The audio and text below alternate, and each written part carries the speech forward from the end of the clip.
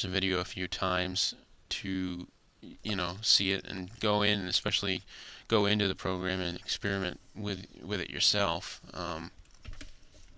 You know, you really need to get in there and use the program. And before I conclude this series, I'm going to show you some simple ways to make holes in objects. And there's a couple of different Boolean tools in 3ds Max 9.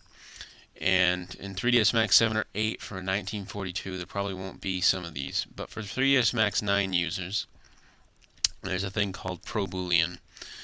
Now let's say I wanted to create a hole in this blue box, and in order to do it I'm going to use this pink box to do it.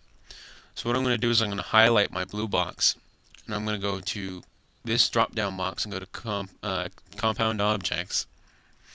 Now I can use the traditional Boolean, in which case I can pick and choose which objects I want to get rid of, and it'll create a hole.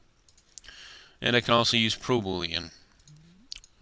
The difference between ProBoolean and regular Boolean is that you notice that this edge here was connected, these two vertices were connected.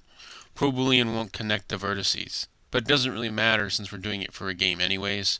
It's going to triangulate the faces all together anyways, so there's going to be a whole bunch of funky edges on top of this thing anyways.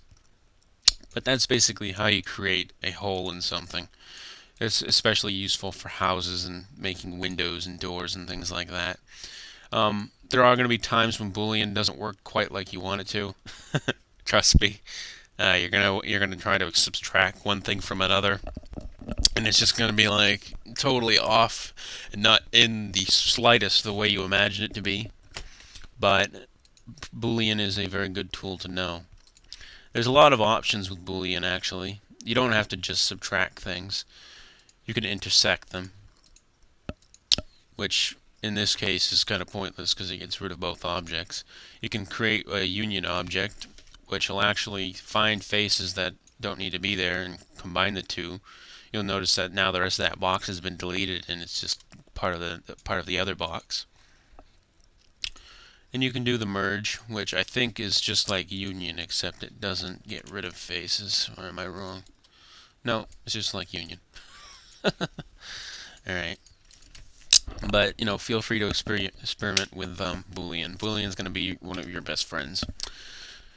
And I think that's all I really want to show you for now. I don't want to go into anything else because there are a lot of complex methods of 3D modeling, but I just wanted to basically show you some of the more simple ones today. But before I end this video, I just want to talk about polygon counts and creating objects.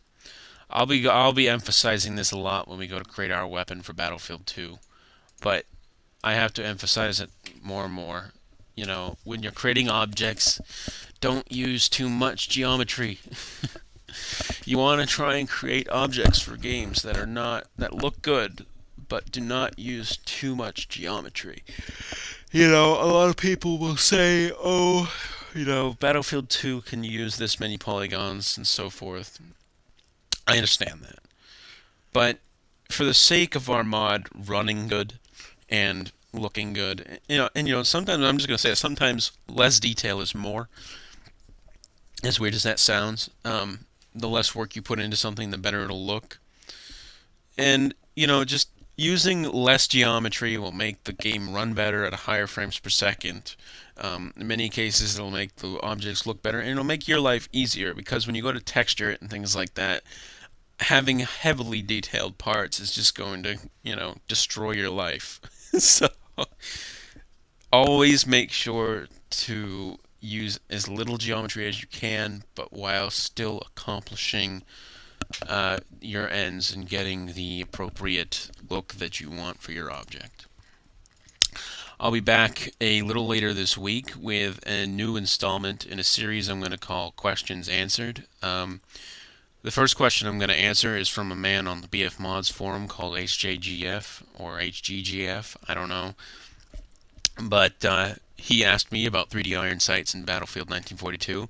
It's going to be an advanced tutorial, not for people that are just getting started, but it will be pretty much my first dive into the modding scene for Battlefield on this YouTube channel at the moment. But until then, good morning, and I'll see you guys later this week.